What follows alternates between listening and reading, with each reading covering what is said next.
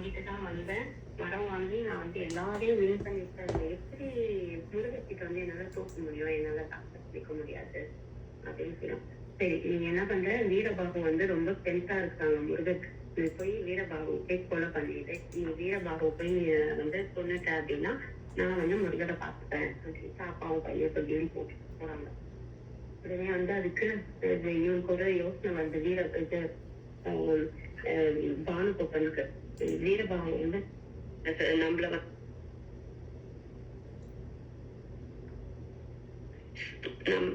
வந்து பார்த்துட்டு சொல்லி அனுப்பியிருக்கோம்ல, அப்பா அட்லீஸ்ட் நம்ம இந்த வேலையாவது ஒழுங்கா செய்யணும் அப்படின்னு சொல்லிட்டு பானுகோபால் என்ன பண்றான், அவங்க மாயா யாரும் தெரியுமா, அவங்க ஸ்டார்டிங்ல பண்ண போறாங்க பாட்டி, அவங்க சூரபத்மன் அவங்க அப்பாவுடைய அம்மா. அந்த மாயா கிட்ட மாயாவும் காசியப்பர் வந்துட்டு ஃபர்ஸ்ட் அவங்களுக்கு தானே பிறக்கிற குழந்தைங்க எல்லாம். அந்த மாதிரி மாயா அவங்க எடுத்துடுறாங்க, பாட்டி எனக்கு நீங்க தான் வந்து ஹெல்ப் பண்ணணும், எனக்கு ஒரு நல்ல நான் வின் பண்ற மாதிரி எனக்கு ஒரு நல்ல ஆயுதம் வேணும் அப்படின்னு அவங்க பாட்டி நினைச்சு அவங்க பாட்டியோட யோசத்துல வராங்க. மாயா வந்த உடனே சுரசை வந்த உடனே அவர் வந்து சொல்றா, இல்ல நான் என்னால முடிஞ்ச அளவுக்கு நான் வந்து உனக்கு தரேன், ஒரு அஸ்திரம் ஒண்ணு என்கிட்ட இருக்கு தரேன், பட் ஆனா நீ வந்து பிரம்மாவையும் விஷ்ணுவையும் நீ ரொம்ப கொடுமை பண்ணிட்டீங்க, அதனால அசுரர்கள் வந்து அழியிற நேரம் வந்துடுச்சு அப்படின்ட்டு சொல்றாங்க. பட் ஆனா முடிஞ்ச அளவுக்கு போராடுங்க அப்படின்னு சொல்லிட்டு அவரோட அஸ்திரத்தை கொடுத்தா. அது என்னன்னா வந்து மோகன அஸ்திரம். அது இந்த அஸ்திரம் கொடுத்த அப்படின்னா அவங்க எதிரில் இருக்கவங்க யாரா இருந்தாலும் மயக்க போயிடுவாங்க. மயக்கமாயிட்டாங்கன்னா நீ அவனை ஈஸியா சாதிக்கலாம், இது ஒண்ணுதான் நம்ம கிட்ட இருக்குது அப்படின்னு சொல்லிட்டு அவனுக்கு பானுகோப்பனுக்கு வந்து ஆசீர்வாதம் பண்ணி வெற்றி உனக்கு அப்படின்னு ஆசீர்வாதம் பண்ணி கொடுக்குறாங்க. இதை தெரிஞ்ச முருகர் என்ன பண்றாரு, வீரபாகுக்கு இப்ப வந்து சூரபத்மனுடைய பையன் பானுகோப்பன் வந்து மோகன அஸ்திரம் வந்து வாங்கி அவங்க பாத்துக்கிட்டேன். நான் வந்து உனக்கு என்ன கொடுக்குறேன் அப்படின்னா, உனக்கு வந்து நான் வந்து காசுபட்ட அஸ்திரம் கொடுப்பேன், அந்த மோகன அஸ்திரத்துக்கு ஈக்குவலா நான் உனக்கு இன்னொரு அஸ்திரம் கொடுக்குறேன் அப்படின்னு சொல்லிட்டு இவரும் அவரோட முருகாதவும் வந்து வீரபாகுக்கு ஒரு அஸ்திரம் கொடுத்து வாழ்த்தி வழி அனுப்பி வைக்கிறாரு. வெற்றி உனக்குதான்ப்பா அப்படின்னு சொல்லி. வெற்றிவேல் முருகனே சொன்ன மேல வெற்றி யாருனா போகுமா? கண்டிப்பா கிடையாது, நம்மளுக்கு தான் வெற்றி அப்படின்னு வீரபாகுக்கு மனசுல ஒரே தைரியம், ஒரே சந்தோஷம். போறாங்க, போயிட்டு இப்ப போருக்கு போறாங்க. போருக்கு போயிட்டு இப்ப இந்த பக்கம் பானுகோப்பன், இந்த பக்கம் வீரபாகு 2 பேர் ஃபைட் பண்றாங்க. ஃபைட் பண்ணி மாத்தி அம்ப விட்டுறாங்க. இப்ப பாசு வீரபாகு வந்து விட்டுறாங்க. அதனால லாஸ்ட் முருகர் கூட்டது வீரபாகு மேல பட்டோடனே வந்து இதெல்லாம் நம்ம தப்பிக்க முடியாது அவ்வளவுதான் அப்படின்ட்டு அவன் என்ன பண்றான், போய் கிளவுடுக்கு பின்னாடி போய் ஒளிஞ்சுட்டான். இதை வந்து கம்பாரிசன் பண்ண முடியுது. யாரோட கம்பாரிசன் பண்ண முடியுதுன்னா இந்திரஜித் யாரு, ராமாயணம் நான் சொல்றேன். இந்திரஜித் யாருன்னா ராவணனுடைய தம்பி, அது ராவணனுடைய மகன் இந்திரஜித். அவன் வந்து இந்த மாதிரிதான் கிளவுட்ஸ் பின்னாடி நின்றுதான் மறைஞ்சுதான் வந்து தாக்குதல் பண்ணுவான். அப்பதான் லக்ஷ்மணனுக்கு வந்து அது பட்டு அப்படியே மூச்சையாகி விழுந்துப்பாரு. அப்பதான் சஞ்சீவினி மலையை தூக்கிட்டு வருவாரு. ஹனுமன் ஹெல்ப் கேட்பாரு ராமரு. அப்ப சஞ்சீவினி மலையை தூக்கி வந்து கொடுப்பாங்க இல்லையா, அப்போ அவருக்கு வந்து இது பண்ணுவாங்க. அந்த மாதிரி இவன் என்ன பண்றான், க்ளோஸ் பின்னாடி போய் ஒழிஞ்சுக்கிறான். யாரு, பானுகோப்பன். க்ளோஸ் பின்னாடி போய் ஒழிஞ்சுக்கிட்டு வீரபா தெரியாம அந்த அஸ்திரம் யாரு அவங்க பாட்டு சொல்லிட்டாங்க, மோகன அஸ்திரம், அதை வந்து அதை வந்து விடுறாங்க. அதை விட்டோடனே வீரபாகுக்கு தெரியாம அவங்க மேல பத்து மூச்சையாயி கீழே விழுந்துடுறாரு. மயக்கத்துல விழுந்த உடனே கை காலெல்லாம் கட்டி கடல்ல தூக்கி போட்டுடுறாங்க. போட்டுட்டு இவர் பாட்டி போயிடுறாரு. அவங்க அப்பா கிட்ட போயிட்டு பாட்டியான விஷயம் போய் சொல்லணும் இல்லையா, பானுகோப்பன், அப்பா நீங்க சொன்ன மாதிரி வீரபாகுவை நான் கொண்டுட்டேன், நான் வந்து இது பண்ணிட்டேன் அப்படின்னு சொல்லிட்டு அவங்க அப்பா கிட்ட போயிட்டு நல்ல விஷயத்த போய் சொல்றதுக்காக போறாங்க. இந்த தெரிஞ்ச முருகர் வந்து என்னது வீரபாகை வந்து யாரா சுத்தி பண்ண முடியுமா அப்படின்னு சொல்லிட்டு இந்த கடல் மேல வீரவேல் வெற்றிவேல் அப்படின்னு சொல்லிட்டு வேலை வந்து அனுப்புறாரு. வேலை வந்து அனுப்பின உடனே வீரபாகையோட நிறைய பெரிய மூச்சையாய் சத்தியம் போட்டிருந்தாங்க இல்லையா பானுகோப்பன், அந்த மாதிரி எல்லாருமே வந்து எழுந்துக்கிறாங்க. எல்லாருமே எழுந்து அந்த அரெஸ்ட் பண்ணதுல இருந்து எல்லாருமே வெளியே வந்துடுறாங்க. வெளியே வந்துட்டே இவங்க என்ன பண்றாங்க, வீரபாகு வந்து இப்போ ஒரு முடிவு பண்றாரு. என்னன்னா நான் வந்து பானுபுப்பன் தானே என்ன இந்த மாதிரி பண்ணாங்கன்னா அந்த சாவடிக்க என்ன நாஸ்தி பண்ணிட்டேன் அப்படின்ட்டு இவர் ஒரு முடிவு பண்றாரு. 2 பேரும் இப்போ இன்னும் இதாகல. இவன் போய் அப்பா கிட்ட பானுபுப்பன் வந்து சிறுபத்மன் அப்பா கிட்ட போயிட்டு இந்த விஷயம் தெரிஞ்சுட்டு இருக்காங்க. சொல்லிட்ட உடனே என்ன பண்றாங்க, இத வந்து ரொம்ப கோவம் ஆயிட்டு இந்த விஷயத்த சொல்லிட்டு இருக்கும்போது ஒரு ஒரு சோல்ஜர் ஒருத்தர் வந்துட்டு இல்லையே வீரபாகு வந்து தப்பாச்சு, வெற்றிவேல் முருகன் வந்து காப்பாத்திட்டாங்க அப்படின்ட்டு சொல்றாங்க. இது சொன்ன உடனே இவனுக்கா அச்சோ நம்ம அப்பா சொன்ன வேலையை உருப்படியா முடிக்கல அப்படின்னு சொல்லிட்டு இவனுக்கும் கோவம் வந்தது, அவங்க அப்பாவுக்கும் கோவம் வந்தது. ரொம்ப கஷ்டமா சுச்சுவேஷன் ஆயிடுச்சு. இப்ப இவங்க எல்லாருமே ஒன்னா சேர்ந்து போகணும் இப்போ வீரபாகு சொல்றது அப்படின்னு சொல்லிட்டு வராங்க. வந்துட்டு வீரபாகு வந்து அந்த மூச்சையில இருந்து எழுதி வந்தோடனே ஒரு லார்ட் முருகன் வந்து கேட்கிறாரு, உனக்கு என்ன வர வேணும் கேளு வீரபாகு அப்படின்னு. அந்த வீரபாகு வந்து எனக்கு இது வேணும் அது வேணும்னு சொல்றாம, கந்தா எப்பவுமே உன்னுடைய பாதத்தை மறக்காம இருக்கிறதுனால எனக்கு வர வேணும் அப்படின்ட்டு கேட்கிறாரு. இதனால முருகத்துக்கு இன்னும் சந்தோஷமாயிட்டு ஹக் பண்ணிக்கிறாங்க. ஓகேவா, ஹக் பண்ணிட்டு இப்ப வந்து இப்போ ஹக் பண்ணிட்டு இங்க நடக்குது விஷயம். இப்ப சூரபத்மன் அவங்களுடைய பையன் பானுகோப்பன் கிரண்யன் எல்லாரும் வராங்க. வந்துகிட்டே இருக்காங்க. வந்த உடனே ஹிரண்யன் யாருன்னா, ஹிரண்யன் வந்து சூரபத்மனுடைய ஒரு 4வது பையன் நினைக்கிறேன். ஹிரண்யன் வந்து கொஞ்சம் நல்ல டைப். அவனா என்ன பண்றான், அவங்க அப்பா கிட்ட சொல்றான், அப்பா நம்ம வந்து சிவன் மைந்தனை வந்து எதிர்க்கிறது நல்லது இல்லப்பா, ஏன்னா அவங்க தானே நமக்கு இந்த லைஃபே இருக்குது அப்படின்ட்டு அவங்க அப்பா கிட்ட சொல்றான். அவங்க அப்பா கிட்ட சொன்னா அவங்க அப்பா கோவம் வந்தது. நான் யாகம் பண்ணி நான் வந்து கடுமையான தபஸ் பண்ணேன், அதனாலதான் எனக்கு வரம் கிடைச்சது, இதுக்கு சிவபெருமான் எல்லாம் காரணம் இல்லை அப்படின்ட்டு அவன் ரொம்ப கோவமா சொல்றான். ஹிரண்யன் வந்து எவ்வளவு வாட்டி சொல்லும், நீ வந்து என் பையன் சொல்லிக்கிட்டு எனக்கு கஷ்டமா இருக்கு, நீ போறியா இல்லையா போறதுக்கோ அப்படின்னு பாக்குறாங்க. பார்த்தோன்னே அவங்க பையன் வந்து ஹிரண்யன் வந்து போறேன் அப்படின்னு சொல்லிட்டு போறான். போயிட்டு வீரபாகுவோட லைட்டா ஃபைட் பண்ணிட்டு வேணாம் நம்ம வந்து இனி இவங்களோட ஃபைட் பண்ண முடியாது, ஏன்னா அவங்க ரொம்ப பலசாலியா இருக்காங்க அப்படின்னு சொல்லிட்டு ஹிரண்யன் என்ன பண்றாங்க, யாரு சூரபத்மனுடைய பையன் ஹிரண்யன், அவன் என்ன பண்றாங்கன்னா கடலுள்ள போய் ஒளிஞ்சுக்கிறாங்க. ஒரு ஃபிஷ்ஷா மாதிரி ஒளிஞ்சுக்கிறாங்க கடலுள்ள போயிட்டு. இதை தெரிஞ்ச அப்பா வந்து ரொம்ப கோவப்படுறாரு, பையனே கிடையாது நீங்க அப்படின்னு. ஏன் அவங்க அந்த மாதிரி கடலுள்ள போய் ஒளிஞ்சாங்க அப்படின்னா, நம்ம அப்பா கண்டிப்பா இவங்களோட போர் பண்ணி நம்ம அப்பா இறக்கதான் போறாரு. அப்படி இறந்துட்டாருன்னா ஒரு கொல்லி வைக்கிறதுக்கு ஒரு பையனாவது நின்றணும் இல்லையா, அதனால அது நானா இருக்கணும் அப்படின்றதுக்கு வந்து இளைஞன் வந்து போய் ஒளிஞ்சிட்டாரு. அதுக்கப்புறமா அக்னிமுகன் வராங்க. அக்னிமுகன் வந்துட்டு காளிக்கிட்டே வந்து வரம் வாங்கினாங்க. ஓகேவா, அக்னிமுகன் அவங்க அந்த அசுரன் வராங்கிட்ட வந்துட்டு காளி வந்து எப்பவுமே இவங்களுக்கு தான் சேவை பண்ணுவாங்க அப்படின்ற ஒரு இது இருப்பாங்க. அவங்க பராசக்தியோடைய அம்சமா வந்து காளி சொல்லுங்க, அவங்களுடைய சக்தி வந்து இவருக்கு நிறைய இருக்கு, இவங்க மிஞ்சிருந்து யாருமே கிடையாதுன்னு அக்னிமுகனுக்கு வந்து கண்டிப்பா வெற்றி எனக்கு தான் அப்படின்ட்டு இப்ப அக்னிமுகன் போகணும். இப்ப அக்னிமுகன் போய் வீரபாகு கிட்ட போய் சண்டை போட்டாங்க. சண்டை போட்டவுடனே வீரபாகு வந்து எப்பவுமே வீரபாகுடைய மனசுல என்னன்னா லார்ட் முருகன் இப்ப வந்து ஜனாபை கதை சொல்லும் போது ஒரு வரிசைய கட் பண்ணி உடைக்கும் போதும் அந்த ஒரு வரிசையில சவுண்ட் கேட்கல விட்டன் அப்படின்னு சவுண்ட் கேட்கல, அந்த மாதிரி வீரபாகுடைய பிளட் வந்து முருகா தான் சொல்லிட்டு இருக்குமா. அந்த பிளட் முருகனுடைய நாமத்தை தான் சொல்லிட்டு இருக்கனால வீரபாகுக்கு வந்து காளி தேவி கிட்டையும் வந்து நல்ல ஒரு இதுதான் கிடைக்கும். என்ன நடக்கும் அப்படின்னா, காளி தேவி வந்து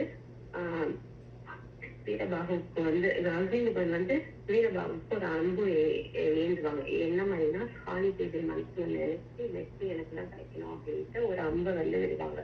அந்த அம்பு பாத்தீங்கன்னா வீரபாகு கிட்ட போன உடனே வீரபாகு வந்து வேற ஒரு அம்பை விடுவாங்க.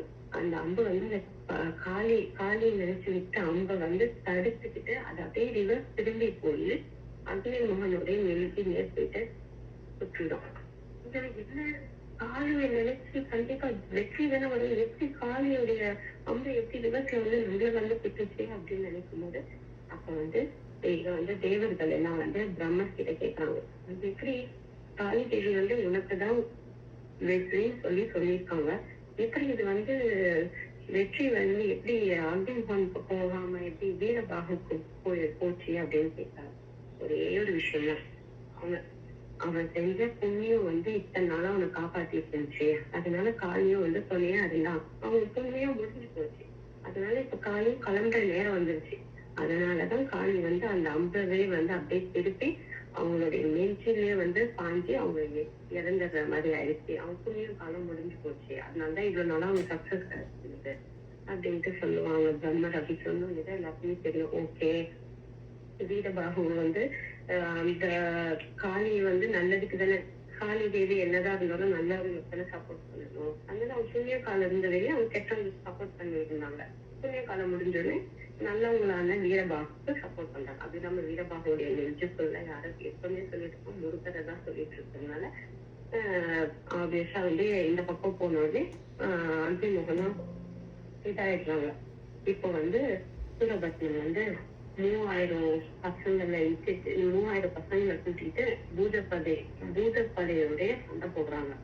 சண்டை போடும்போது சிங்கமுகன் வராங்க. சிங்கமுகன் வந்துட்டு சொல்றாங்க, அதிவீரன், தாரகாசுரன், சுரேந்திரன், அந்த மாதிரி எல்லாருமே அழிச்சாச்சு. அதனால எல்லாருமே அழிச்சாச்சு. இப்போ வந்து நம்ம போயிட்டு அழிக்கணும் அப்படின்னு சொல்லிட்டு வராங்க. இப்ப போயிட்டு நம்ம இதான் ஃபைனல், இப்ப போயிட்டு நம்ம அழிச்சிட்டோம் அவங்க எல்லாத்தையும் அப்படின்னு சொல்லிட்டு அவ்வளவுதான் முடிஞ்சிருச்சு. ஆனாலும் வந்து சிங்கமுகனுக்கு வந்து முருகன் மேல ஒரு தனி சிங்கம் வைக்கதான் செய்யுது. பட் இருந்தாலும் என்ன பண்றது, அண்ணா நம்மளுக்கு கமெண்ட் கொடுத்தாச்சு, நம்ம போய் எத்தனை பேரும் அழிச்சுதான் ஆகணும் அப்படின்னு சொல்லிட்டு போறாங்க. நாராயணாஸ்திரம் வந்து போடுறாங்க சிங்கமுகன் மேல. அது வந்து வீரபாகு மேல பட்டு, ஏன்னா பிரம்மர் இவங்களை பச்சை பண்ணாங்க.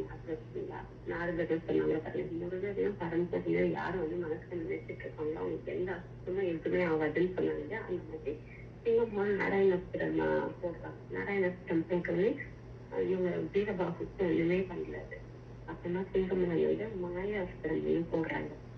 இந்த மாயாஸ்திரம் பட்டோடனே வீரபாகு வந்து அப்படியே மயக்கமாயிட்ட உடனே இப்ப பார்த்த முருகர் வந்து எவ்வளவு தைரியம் தான் இப்படி பண்ணுவாங்க அப்படின்னு சொல்லிட்டு இந்த சிங்கமோகன் கிட்ட நம்ம போகணும்னு நினைக்கணும். சிங்கமோகன் என்ன பண்ற, மயக்கமான உடனே அவரை வந்து ஒரு இதுல கட்டி ஒரு உதயகிரி மலைன்ட்டு ஒரு மலை இருக்கும். அந்த மலைக்கு உள்ள போய் வச்சிருவாங்க. வீரபாகு யாருக்கும் தெரியக்கூடாது. முருகர் தெரியாம முருகர் அது தெரிஞ்சு வெயில் வச்சு அவரை அனுப்பினோடனே அந்த மலையே வந்து ரெண்டா தொலைந்து அதுல இருக்கிற வீரபாகு காப்பாற்றி கூட்டிட்டு வருவாரு. அப்புறமா வந்து இந்த சிங்கமுகன் வந்து வஜ்ராயுதம் அது இது நிறைய அம்பு அனுப்பிட்டே இருப்பாங்க. முருகன் வந்து ஒரு அம்பு அனுப்பினோடனே அவன் தலை போயிடுச்சுன்னா திருப்பி தலை வந்துட்டே இருக்கும். ஏன்னா யாகம் பண்ணும்போது அவன் தலை போயிட்டு வந்துட்டே இருந்துச்சுன்னா அந்த மாதிரி தலை வந்துட்டே இருக்கும். இப்போ என்ன பண்றாரு, முருகரை உடனே அவனுக்கு வந்து செஸ்ட்ல அடிக்கிறாரு. மார்பிள் அடிச்ச உடனே அவனுக்கு வந்து உயிர் வராது இல்லையா, தலை வர மாதிரி வராது இல்லையா, அதனால மார்பிள் அடிச்ச உடனே கரெக்டா மாட்டிக்கிட்டான். அவ்வளவுதான் முடிஞ்சு போச்சு. இப்போ சிங்கமுகமா இறந்துடுறாங்க. அதுதான் இப்போ ஒரே சின்ன கம்பாரிசன் சொல்றாங்க. என்னன்னா நம்மளுடைய ஆன்மான்றது அப்படிதான். ஆசை, பாசம், நலம், உலகம், உடல், பணம், பதவி, உறவு, அது எல்லாத்தையும் வந்து இது பண்ணி இருக்கும். இந்த சிங்கமுகன் மாதிரி ஒரு வாட்டி ஒரு தலையை போச்சுன்னா நமக்கு ஒரு ஆசைப்பட்டு இன்னொரு ஆசை வரும்.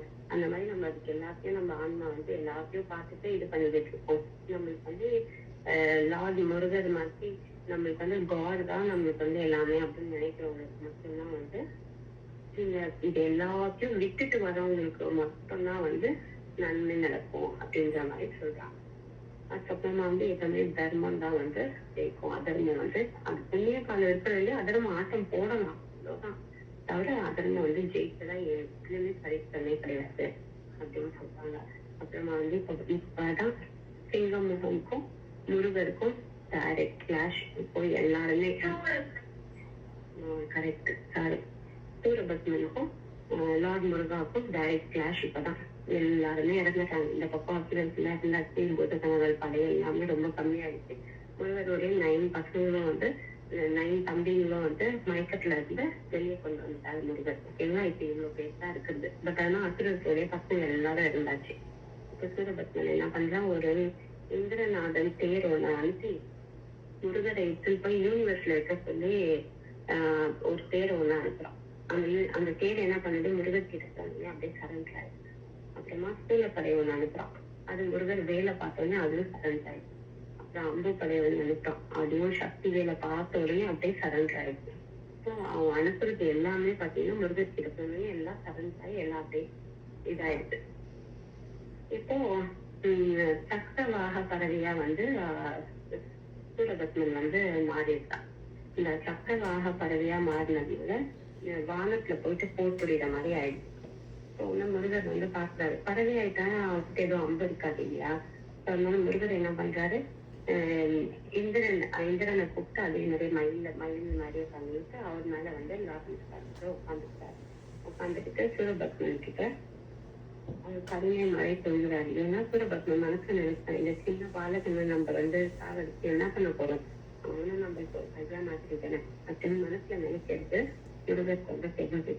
முருகர் என்ன பண்றாரு, அவனை நம்ம ஆட்கொள்ளணும், அவன் வந்து ரொம்ப நல்லவனா மனசானவன் ஆட்கொள்ளணும் அப்படின்னு சொல்லிட்டு இவருடைய விஸ்வரூபம் காமிக்கிறாரு. இப்போ மகாபாரதத்துல வந்து அர்ஜுனனுக்கு வந்து விஸ்வரூபம் காமிப்பாங்க இல்லையா, கிருஷ்ணா அந்த மாதிரி இவர் வந்து சூரபத்மனுக்கு வந்து விஸ்வரூபம் காமிக்கணும். விஸ்வரூபத்தை பார்த்த உடனே சூரபத்மனுக்கு வந்து ஒரு நல்ல ஞானம் வந்துடுது. ஞானம் வந்துட்டு முருகர் அப்படி கையெழுத்து கும்பிட்டு வணங்குறாங்க. வணங்கிட்டு முருகா அப்படின்னு சொல்லிட்டு நான் வந்து இந்த கடலா இருப்பேன், திருச்செந்தூர்ல கடல் இருக்கியா, அந்த கடலா நான் இருப்பேன். இதுல வந்து தரிசிக்கிட்ட வரவங்க எல்லாருமே அவங்களுடைய பாவத்தை எல்லாத்தையும் நான் எடுத்துக்கிறேன். என்கிட்ட வந்து உள்ள குளத்துல கடலை மூழ்கி நீராடிட்டுதான் உங்களை வந்து தரிசிக்கணும். அந்த மாதிரி எனக்கு ஒரு சின்ன வரம் கொடுங்க அப்படின்ற மாதிரி கேக்குறாங்க சூரபத்மன். முருகன் வந்து ஓகே தெரிஞ்சுக்கான் அப்படின்னு நினைச்சுக்கிறாரு. நினைச்சிட்டு சூரபத்மனுக்கு வந்து அவருடைய நினைவு எல்லாமே மறக்கிற மாதிரி, அவரு அதான் விஸ்வரூபம் காமிச்சாரு இல்லையா, அதெல்லாம் மறக்கிற மாதிரி அவரு இது பண்ணி விட்டாரு, ஞாபகம் இல்லாத மாதிரி. உடனே ஞாபகம் மறந்த உடனே இவனுக்கு சூரபத்மனுக்கு என்ன பேசணும் என்ன பண்ணுவாங்க ஞாபகம் இல்லை, எல்லாம் மறந்துட்டாங்க. திருப்பி அவனுக்கு கோவமா ஆனவன் இன்னும் ஜாஸ்தி ஆயிடுது. ஜாஸ்தி ஆயிட்டு எல்லாமே ரொம்ப ஜாஸ்தி ஆயிடுது. அவன் என்ன பண்றான், செந்தூரர் அப்படின்ற ஒரு மரப்பாடு மாந்தோப்புல போயிட்டு ஒரு மரமா போயிட்டு இருக்கான். அந்த மரமா அந்த மரத்தை வந்து முருகர் சாப்பிட்டாரு. இவன் வந்து கொஞ்சம் மனசுக்குள்ள கொஞ்சம் நல்ல டைப்பாதான் இருக்கிறான். பட் ஆனா அந்த கோவமா ஆனவமா அவன் வந்து நல்லவனை இது பண்ண மாட்டேங்குது. ஸோ அவனு நம்ம ஆட்கொள்ளணும் நல்ல விதமா அப்படின்னு சொல்லிட்டு முருகர் வந்து ஒரு அம்பை எய்வாரு. அந்த வெயில் வந்து மரத்தை வந்து ரெண்டா ஸ்ப்ரெட் ஆகும். அவருடைய ஞான சக்தி வேலை எழுதின உடனே இந்த மரம் வந்து ரெண்டா ஸ்ப்ரெட் ஆகும். இது வந்து மயிலா வாகனமா வச்சுப்பாரு. இவர் வந்து மேஷ வாகனம் தானே நான் சொன்னேன் அவனுக்கு கதை சொல்லும்போது, அப்பாவுக்கு வந்து ரிஷப வாகனம் இருக்கிறதுனால அண்ணனுக்கு வந்து ஒரு வாகனம் வேணும் தானே ரெடி பண்ணுறாரு. அப்போ ஒரு யாகனம் இருப்பாரு. அப்போ மேஷ வாகனமா இருப்பாரு. இவ்வளவு நாளா முருகன் வந்து மேஷ வாகனமா தான் இருந்தாரு. இதுக்கப்புறமே மயில் வாகனமா தான் மாறி அப்புறம் தான் அவருக்கு வந்து மயிலே வருது. ஒண்ணு வந்து மயிலாவும் இன்னொன்னு வந்து சேவலாவும் வச்சுக்கிறாரு. அந்த சேவல் தான் அவருடைய கொடியில வச்சுக்கிறாரு. மயில அவருடைய வாகனமா யூஸ் பண்றாரு. யார் அதுன்னா சூரபத்மனுடைய ஒரு 2 பார்ட் சரிங்களா. சூரபத்மனால மரத்துல எழுதிக்கிறாங்க. அந்த மரத்துல எல்லாம் 2 இந்த மாதிரி பண்ணுவோம். இப்போ சூர சம்ஹாரம் அப்படின்ற ஒரு தத்துவம் இருக்கு இல்லையா. கடவுள் வந்து கடவுள் வந்து ரொம்ப கருணை மிச்சவர் இல்லையா. அவர் வந்து 2 விதமான கருணையா வச்சிருப்பாங்க. ஒண்ணு வந்து அறக்கருணை, இன்னொன்னு வந்து மரக்கருணை. அறக்கருணை என்னன்னா தூய்மையான குணமா இருக்கிறவங்கள வந்து ஆட்கொள்றது. ரிஷிகள் ஞானிகள் இவங்கெல்லாம் வந்து நல்ல விஷயமா வந்து இருப்பாங்க. அவங்க கிட்ட வந்து லார்ட் வந்து நல்ல அறக்கருணையை காமிச்சு அவங்க சொல்லுவாங்க.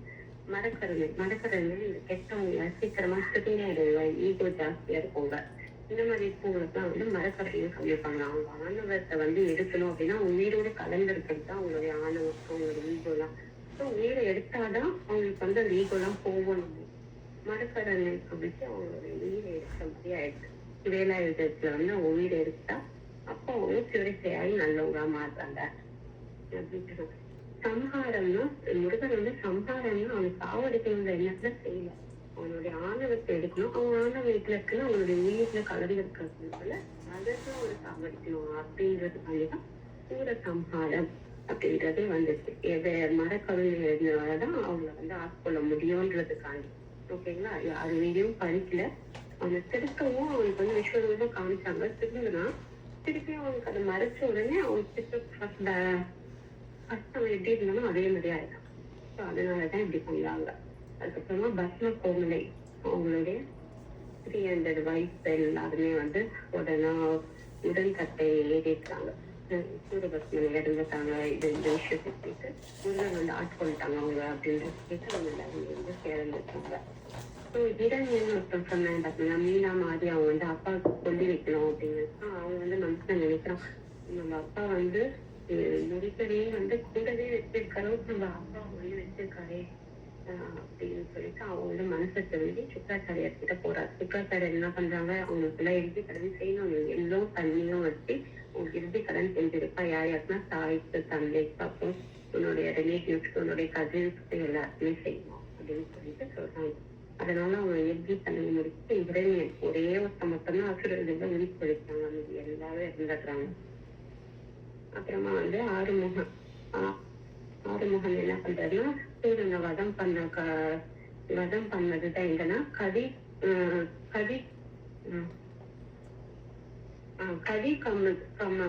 கதி கமம் தான் சொல்லியிருக்கான். பேர் சரியா எழுத பண்ணி. ஓகே, கதிகாமத்துலதான் வந்து ஆறுமுகம் வந்து சூரனை வந்து வதம் பண்ணது. ஆனா ஆறுடைய வெற்றி நம்மளுக்கு எங்க கிடைச்சது அப்படின்னா திருச்செந்தூர்ல தான் கிடைச்சது. Okay thank you. கதிர்காமத்துலதான் வந்து சூரனை வந்து வதம் பண்ணது. வாருடைய வெற்றி எங்க கிடைச்சதுன்னா திருச்செந்தூர்ல கிடைச்சது அப்படின்ட்டு சொல்றாங்க. இப்ப வந்து நம்மளுடைய படைத்தலைவர் இப்ப சூரபத்மன் வதம் பண்ணியாச்சு, படைத்தலைவர்களுக்குலாம் வந்து ரொம்ப தாகமா இருக்கு அப்படின்னு சொல்லிட்டு முருகனுடைய வேல் ஒண்ணு அனுப்புறவுடனே அது வந்து ஒரு தீர்த்து அவங்க தண்ணி வந்து தாகத்தை வந்து எடுக்கிறதுக்காக நாழி கிணறுன்னு ஒரு கிணறு ஒண்ணு தோன்றுது. அந்த கிணறு பார்த்தீங்கன்னா கடலோட சேர்ந்து இருக்க போல உப்பு தண்ணியாதான் இருக்கும். அந்த தண்ணி அந்த நாழி கிணறுல உப்பு தண்ணி இருக்கு. இந்த நாழி கிணறுல ஒரு குட்டி கிணறு ஒண்ணு வருது. அந்த கிணத்துல பாத்தீங்கன்னா தண்ணி ரொம்ப தெளிவாவும் சுவையாவும் இருக்கு. இதெல்லாம் பாசிபிளா சயின்டிஸ்டா? கண்டிப்பா கிடையாது. எப்படின்னா, ஏன்னா 3 கிலோமீட்டர்ஸ் வரையும் கடல் இருக்க 3 கிலோமீட்டர்ஸ் வரையும் எல்லா தண்ணியும் உப்பாதான் இருக்கும். ஆனா அந்த இடத்துல ஒரு கிணத்துல இன்னொரு கிணறுல தெளிவான தண்ணி கிடைக்கிறது இன்னமும் கிடைக்கும் சொல்லிட்டு சொல்லியிருக்காங்க. கந்தனுடைய கருணையால நம்ம எல்லாரும் கேட்க ரொம்ப நல்லா மகிழ்ந்தோம். சரவண பவம், சரவண பவம், சரவண பவம்.